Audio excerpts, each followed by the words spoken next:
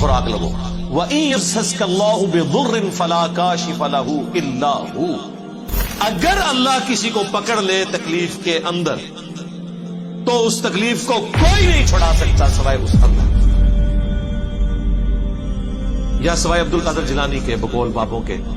او جی وہ مصیبت آئی پھیر دیتے تھے, کسی اور تے سن دیتے تھے, 11ویں دیا کرو. قرآن تو کہہ رہے نہیں, جب اللہ پکڑ لے کوئی نہیں چھڑا سکتا, کوئی پیغمبر, کوئی فرشتہ, کوئی جن, کوئی بابا سوائے اس. اور ظاہر ہے یہ تکلیف دور کرنا یہ اللہ کی کوالٹی ہے, یہ اس کے ساتھ خاص ہے.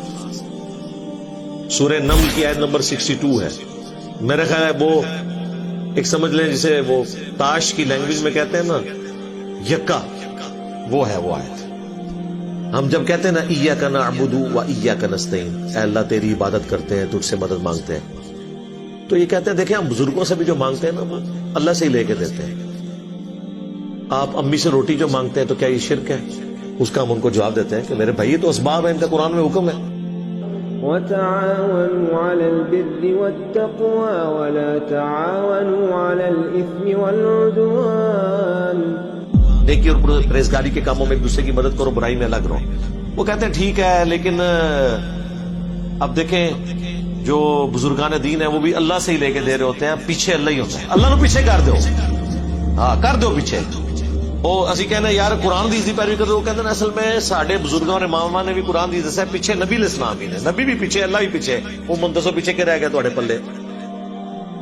جو مسلمان اللہ رسول کو پیچھے کر دے اور بابے اور بزرگ آگے لے آئے تو وہ اپنے ایمان کی فکر کرے. پھر ہم انہیں سمجھاتے ہیں کہ دیکھیں بارش اللہ برساتا ہے لیکن ڈیوٹی فرشتوں کی, ہم مانگتے کس سے ہیں؟ اللہ سے. فرشتوں سے مانگیں گے تو مشرک ہے. وہ کہتے ہیں یہ ساری باتیں آپ کی ٹھیک ہیں, لیکن قرآن میں یہ تو آیا کہ اللہ ہی سے مانگتے ہیں, یہ تو نہیں آیا کہ کسی اور سے نہیں مانگتے.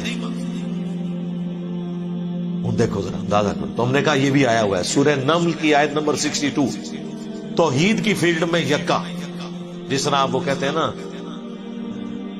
تاش کی لینگویج میں, اَمَّن يُجِيبُ الْمُضْطَرَّ إِذَا دَعَاهُ. بھلا بتاؤ تو کون ہے جو مصیبت میں گرے ہوئے شخص کی فریاد کو سنتا ہے, وَيَكْشِفُ السُّوءَ, اور اس کی تکلیف اس سے دور کر دے, وَيَجْعَلُكُمْ خُلَفَاءَ الْأَرْضِ, اور تمہیں خلیفہ کرتا ہے اگلوں کا زمین پر. یعنی جب تمہارے آباء و اجداد مرتے ہیں تو تمہارے مرنے کے بعد تمہاری اولاد, سب ایک ایک کر کے مر رہے ہیں, اللہ جو ہے وہ زندہ ہے, ایک ایک کر کے وہ آنے والی نسلوں کو زمین کا مالک بناتا جاتا ہے. اصل مالک کون ہے؟ اللہ. اِلَٰهٌ مَّعَ اللَّهِ, کیا اللہ کے ساتھ کوئی اور الہ بھی ہے جس کی یہ کوالٹیز ہوں؟ قلیلا ما تذکرون, لیکن نصیحت بہت کم ہی حاصل کرتے ہو. کون سی کوالٹی؟ تکلیف اور پریشانی میں گھرے ہوئے شخص کی فریاد کو سنا, یہ اللہ کی کوالٹی.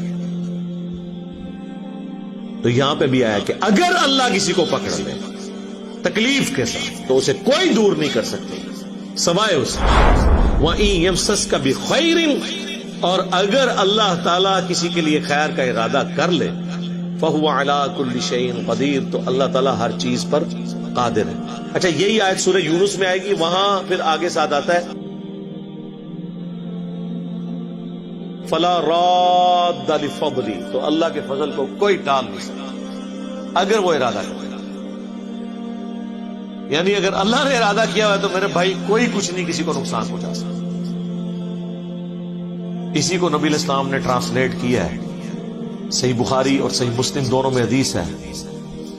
حضرت معاویہ رضی اللہ تعالیٰ عنہ نے مغیرہ ابن شعبہ کو خط لکھا کہ آپ کوئی ایسا وظیفہ مجھے بتائیں جو اللہ کے نبی سے آپ نے خود سنا ہو. تو انہوں نے کہا کہ نبی صلی اللہ علیہ وآلہ وسلم ہر فرض نماز کے بعد پڑھا کرتے تھے لا الہ الا اللہ وحدہ لا شریک لہ لہ الملک ولہ الحمد وہو علی کل شیء قدیر اللہم لا مانع لما اعطیت ولا معطی لما منعت ولا ينفع ذا الجد منک الجد.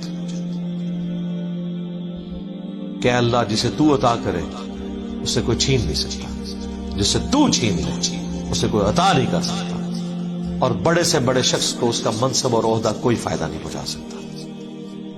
تو یہ دعا ہم پڑھتے ہیں فرض نماز کے بعد.